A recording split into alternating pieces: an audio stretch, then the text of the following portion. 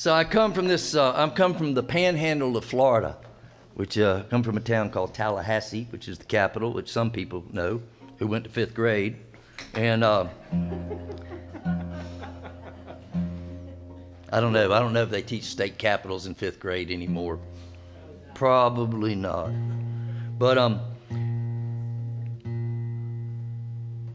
just southwest of Tallahassee is a town called Sopchoppy, and Sopchoppy is in Wakulla County, and it's a town, used to be a turpentine town, and my great-grandfather, James Franklin Cochran, was very involved in the settlement of development of that little town back at the early part of the 20th century. And he was actually involved. He had actually signed the charter in 1911.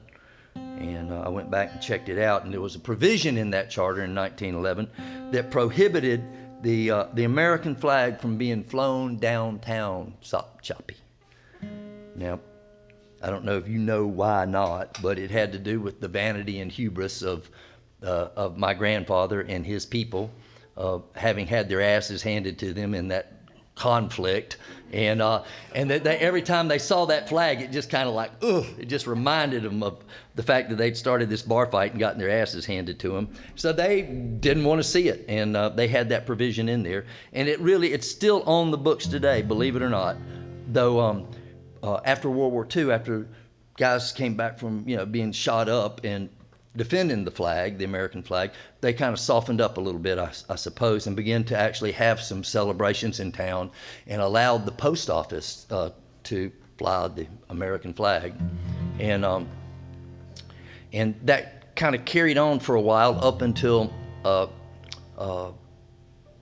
guess I think it was about 2009 when they had an incident there.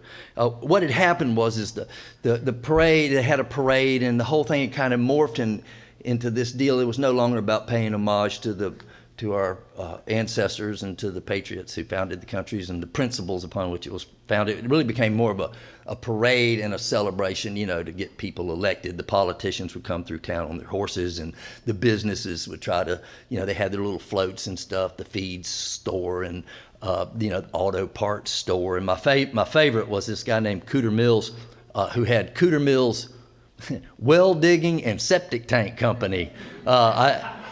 Only in Wakulla County, Florida, would you hire the same guy to put in your well who put in your septic tank.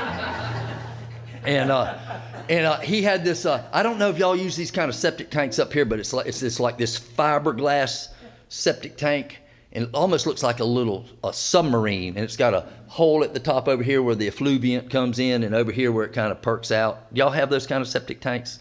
But anyhow, so he put this. Cooter put this thing on this low boy and pulled it with a John Deere tractor, and he had bunting wrapped all around it, and he put kids inside the septic tank, and they would throw candy out of the septic tank. So there was this group of people. Now I have these shirts that say resist, but this was really before the whole resist thing kicked in. But this is a prime example. If somebody asks, what is this whole resist thing about? This was a really great example of some people figuring out a way to kind of come in and make a statement and about what they saw as hypocrisy taking place on the streets of their little hometown.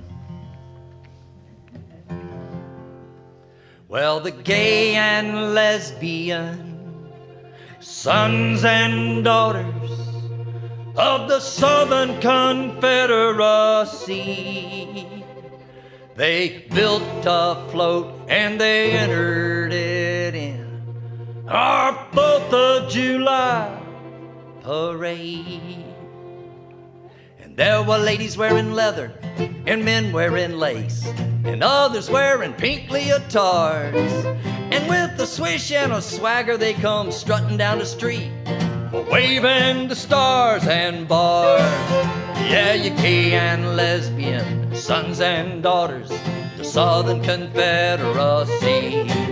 Well, they built a float and entered it in the 4th of July parade.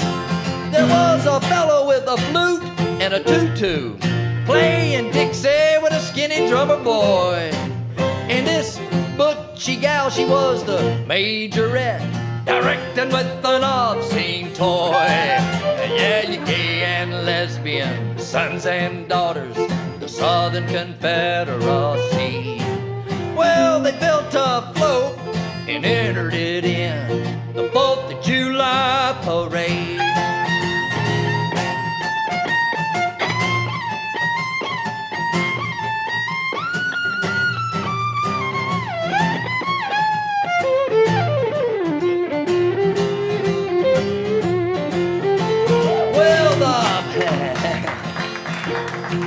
Well, the float had a poster of Stonewall Jackson and another a Truman Capote, and there was Billie Jean King and Elton John, but the biggest was of Robert E. Lee. Yeah, you gay and lesbian sons and daughters, the Southern Confederacy.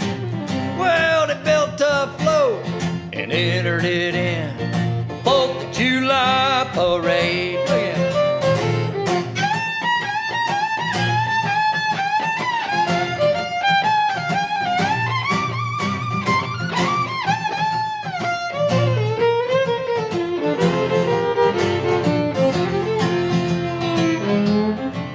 Was it a finger in the eye of old Uncle Sam to wave the rebel flag on Independence Day?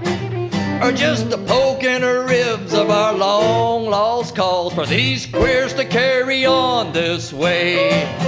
Yeah, you gay and lesbian sons and daughters, the Southern Confederacy. Well, they built a float and entered it in the 4th of July parade. Yeah, they built a float and entered it in our